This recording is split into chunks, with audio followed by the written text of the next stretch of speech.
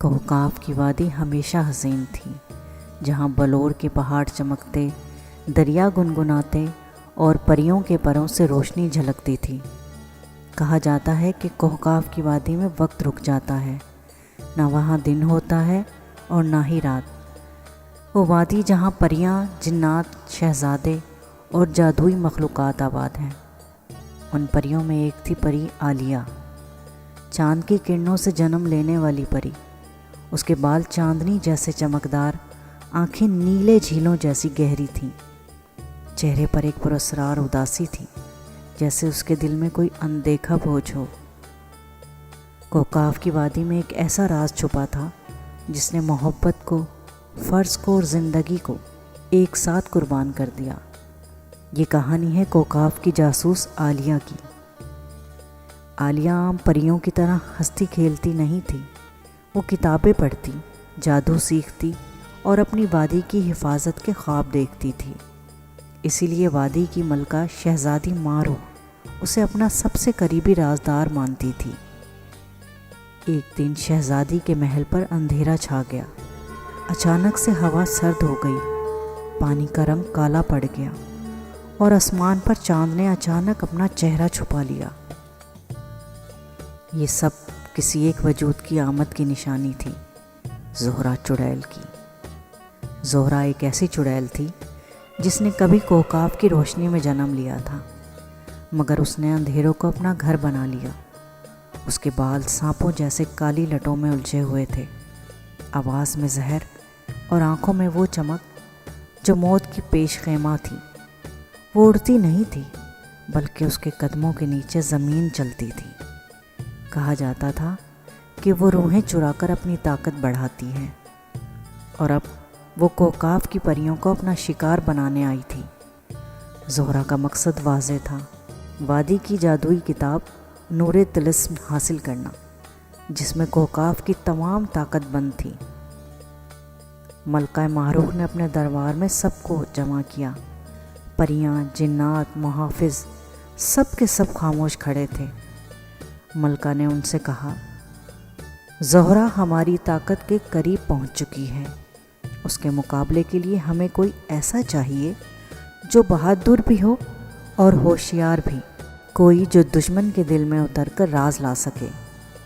اچانک سے ملکہ کی نگاہیں عالیہ پر ٹھہر گئیں۔ عالیہ، یہ تمہارا فرض ہے، تم اب کوہقاف کی جاسوس ہو۔ دشمن کے دل میں اتر جاؤ، اس کے راز جان کر لوٹو، اور اگر جان بھی دینی پڑے تو یاد رکھنا، وادی کے لیے اپنی جان قربان کر دینا۔ عالیہ نے ملکہ کا حکم سن کر سر جھکا کر کہا، ملکہ معظمہ، میری جان بھی وادی کی امانت ہے۔ عالیہ نے اپنے چمکدار پر کاٹ دیے تاکہ وہ تاریکی کا سفر کر سکے اور کسی کی پہچان میں نہ آ سکے۔ اس نے اپنے چہرے پر سیاہی مل لی اور ایک عام چڑیل کا روپ دھار کر نکل گئی۔ راستے میں اس نے محسوس کیا کہ جیسے ہوا رک گئی ہے، جنگل ایک دم خاموش ہے، صرف درختوں سے کوئی سرگوشی آ رہی تھی۔ واپس جاؤ عالیہ، واپس جاؤ، وہ اندھیرا تمہیں کھا جائے گا۔ لیکن وہ رکی نہیں۔ اس کے دل میں ایک عزم تھا، کوہقاف کی حفاظت، چاہے اپنی جان کی قیمت پر ہی کیوں نہ ہو۔ راستے میں اس کی ملاقات ہوئی ایک لمبے قد کے جن سے، جس کا نام شہزادہ رامیان تھا۔ سیاہ لباس، سر پر چاندی کا تاج، اور اس آنکھوں میں ایک عجیب سی اداسی۔ اس نے عالیہ سے پوچھا، اس جنگل میں تم اکیلی کیوں ہو؟ عالیہ نے کہا، میں زہرہ کے قلعے جا رہی ہوں۔ زہرہ؟ وہ تمہیں زندہ نہیں چھوڑے گی۔ مجھے پرواہ نہیں، میرا مقصد بہت بڑا ہے۔ رامیان نے حیرت سے اسے دیکھا۔ وہ نہیں جانتا تھا یہی پری ایک دن اس کی زندگی بدل دے گی۔ زہرہ کا قلعہ کوہ تاریک کے گہرے حصے میں تھا۔ وہاں آسمان سیاہ اور زمین پر دھواں ہی دھواں تھا۔ قلعے کے دروازے پر جنات کی روحیں زنجیروں میں قید تھیں۔ عالیہ جب قلعے میں داخل ہوئی تو زہرا کے سائے نے اسے محسوس کر لیا، مگر زہرا نے بہت چالاکی دکھائی۔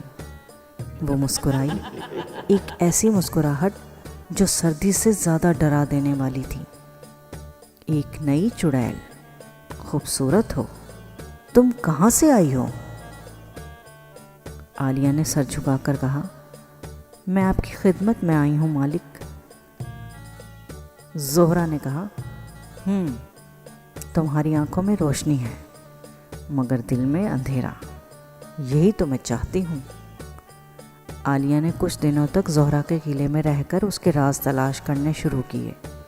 اس نے دیکھا کہ زہرا ہر رات نور طلسم کتاب کے سامنے جادو کرتی ہے۔ وہ کتاب ہی اس کی طاقت کا منبع تھی۔ ایک رات عالیہ قلعے کی لائبریری میں داخل ہوئی، وہی لمحہ جب رامیان وہاں موجود تھا۔ تم یہاں؟ تم تو محافظ تھے۔ نہیں، میں زہرا کے جادو میں قید ہوں، میری روح اس کی قید میں ہے۔ اوہ، عالیہ نے کہا، پھر تو ہم ایک ہی قید کے قیدی ہیں۔ ان کی باتوں کے درمیان ایک لمبی خاموشی آ گئی، ایک روشنی جو دل سے نکلی اور روح میں اتر گئی۔ رامیان نے کہا، عالیہ، زہرا کو ہرانا ناممکن ہے، وہ اندھیرے سے نہیں بلکہ موت سے جیتی ہے۔ عالیہ نے کہا، پھر مجھے بھی اس کی موت کو چیلنج دینا ہوگا۔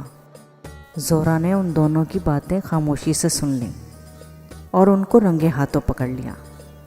اچانک سے آسمان پر بجلی چمکی، زمین لرز اٹھی اور وادی کی فضا میں ایک بھیانک ہنسی گونجی۔ جاسوس، تو تم نے کوکاف کی خدمت میں میرا قلعہ روندنے کی کوشش کی؟ تمہیں پتا ہے میں کس کی اولاد ہوں؟ میں وہ ہوں جو روشنی کو مٹانے کے لیے پیدا ہوئی تھی۔ زہرا نے اپنی سیاہ جادوئی چادر پھیلائی، پورا آسمان اندھیرے میں ڈوب گیا، پریاں چیخنے لگیں، وادی کی ندیوں نے بہنا چھوڑ دیا۔ عالیہ نے اپنی ساری ہمت جمع کی، اس نے اپنی مٹھی میں چاند کی ایک کرن بند کی اور نعرہ لگایا، اگر اندھیرا ہمیشہ رہتا تو خدا روشنی کیوں بناتا؟